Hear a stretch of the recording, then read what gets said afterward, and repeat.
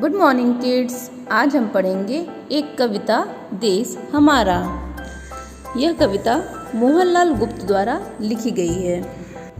बच्चों, इस कविता के माध्यम से कभी हमारे देश के बारे में, देश की सुंदरता के बारे में बताना चाहते हैं।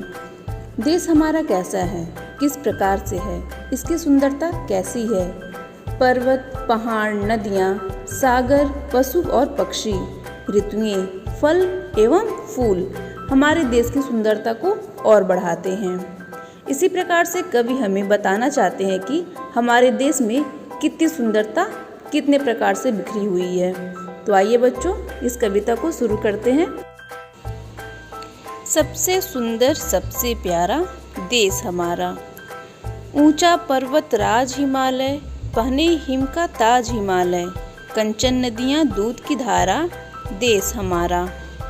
बच्चों, इन पंक्तियों के माध्यम से कवि हमें बताना चाहते हैं कि हमारा देश, हम किस देश में रहते हैं बच्चों? हम भारत में रहते हैं। तो कवि ये बताना चाहते हैं कि हमारा देश भारत सबसे सुंदर और सबसे प्यारा है। ऊंचा पर्वत राज हिमालय, पहने हिम का ताज हिमालय। बच्चों, हिमालय जो पर्वतों का राजा है वह सबसे ऊंचा है और हिमालय पर्वत हिम का यानी कि बर्फ का ताज पहने हुए है। कंचन नदियाँ दूध की धारा देश हमारा। बच्चों, यहाँ पर मतलब हमारे देश में सोने जैसी नदियाँ अर्थात सोने की नदियाँ दूध की धारा की तरह बह रही हैं। धवल हिमालय का यह प्रांगण, गंगा नित धोती है आंगन, मेघ बरसते रस की धारा देश हमारा। धवल हिमालय का यह प्रांगण। बच्चों, यहाँ पे धवल का अर्थ उज्जवल से है और प्रांगण का अर्थ आंगन से है। धवल हिमालय का यह प्रांगण अर्थात हिमालय पर्वत सफ़ेद बर्फ की चादर से ढके होने के कारण उसका आंगन सफ़ेद अर्थात उज्जवल दिखाई देता है। गंगा नित धोती है आंगन, और गंगा नदी जो हिमालय से निकलती है वह धरती रूपी आंगन को धोती हुई जाती है। मेघ बरसते रस की धारा देश हमारा अर्थात जब बादल आते हैं तो बरसात होती है, तो पानी की बूंदें रस की धारा के समान बहती हैं। लहरें आ चरणों को धोती, बिखराती लालाकर मोती, सिर धुनता है सागर खारा देश हमारा।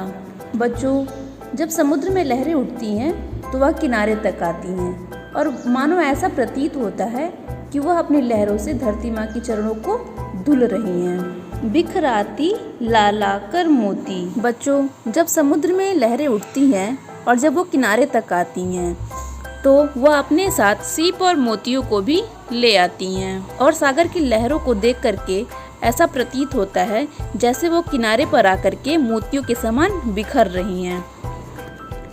और सागर का खारा पानी मानो ऐसा प्रतीत हो रहा है कि धरती माँ के सर को धुल रहा है।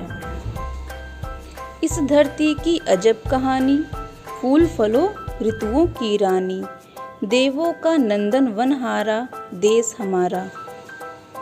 इस धरती की अजब कहानी, फूल फलों ऋतुओं की रानी अर्थात हमारी धरती की बात ही कुछ और है। यहाँ पे बहुत सारे फल और फूल भी बहुत से प्रकार के खिलते हैं।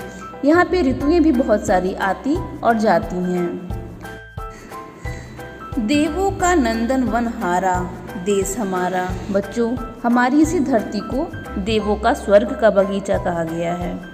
बच्चों, भारतवर्ष की इसी हरियाली को देख करके नंदनवन भी हार गया है। यह भारत की है फुलवारी, हमको है प्राणों से प्यारी, पशु पक्षी सबको है प्यारा देश हमारा। बच्चों, यह जो भारत देश है जो एक छोटे से बगीचे के जैसे है, यह हम सबको प्राणों से भी प्यारा है। यहाँ पर जो भी पशु पक्षी रहते हैं उन सभी को भी यह देश बहुत ही प्यारा है। एक देश के रहने वाले, आओ सबको गले लगा लें, हम सब एक एक ही नारा देश हमारा। अर्थात बच्चों, हम सब भारत देश के ही रहने वाले हैं।